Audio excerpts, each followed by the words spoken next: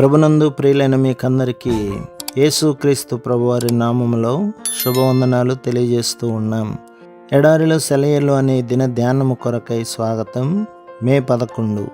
మేము నిప్పులలోనూ నీళ్లలోనూ పడితిమి, అయినను నీవు సమృద్ధి గల చోటికి మమ్ము రప్పించి ఉన్నావు. కీర్తన గ్రంథం 66 అధ్యాయం 12వ వచనం.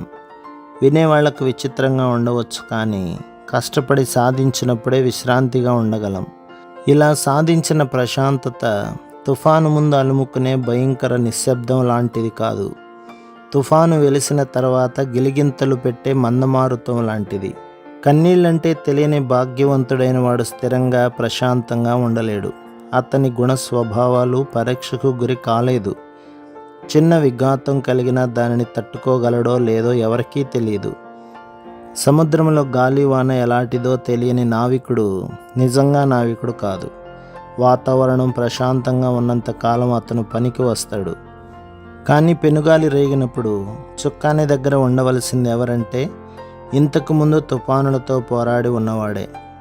తుఫానుల్లో ఓడబలాన్ని పరీక్షించి తెలుసుకుని ఉన్నవాడే. మొట్టమొదటిసారిగా శ్రమలొచ్చి పడినప్పుడు మనం కట్టుకున్న మేడలన్నీ కూలిపోతాయి. అల్లీబిల్లిగా అల్లుకున్న ఆశాలతలు తెగిపోతాయి. గాలివానకి నేల కూలిన తీగలాగా మన హృదయం కూలిపోతుంది. కానీ మొదటి విఘాతం నుండి తేరుకున్నాక మనం కళ్ళు పైకెత్తి చూసి దేవుడున్నాడు అని అనుకున్నప్పుడు చితికిపోయిన మన నిరీక్షణను, మన విశ్వాసం లేవనెత్తుతుంది. దేవుని పాదాల దగ్గరికి ఎత్తిపడుతుంది. ఇలా ఆత్మవిశ్వాసం, శాంతి క్షేమాలతో మన శ్రమ అంతమవుతుంది. జీవనంలో పెను తుఫాను రేగింది. జీవిత నౌక శ్రమల అలలకి అల్లాడింది. అంచనాలు కొట్టుకుపోయాయి. గుండె బాధతో నిండింది. ఆశ అడుగంటింది. చివరికి ఆయన కనులు తెరిచాడు. అంతా ప్రశాంతత పరుచుకుంది. అనుమానాల పెను తుఫాన్లు, భయాల గాలి వానలు కలవరపరిచాయి.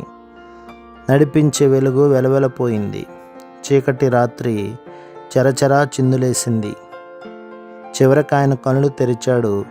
కృపాసూర్యుడు కోటి కిరణాలతో ఫక్కున నవ్వాడు. అగ్ని పరీక్షల్లో చెలరేగే దుఃఖంలో కృంగింది మానసం. నేల కొరిగింది, ఆవరించి అంతా శూన్యం. నిస్పృహ వెన్ను తట్టి ధైర్యపరిచేవారు లేరు. చివరికి ఆయన కనులు తెరిచాడు. సద్దుమణిగింది. ఆయనే దేవుడు. ప్రభు మిమ్మును, మీ కుటుంబమును, మీ సంఘమును దీవించి ఆశీర్వదించునుగాక. ఆమేన్.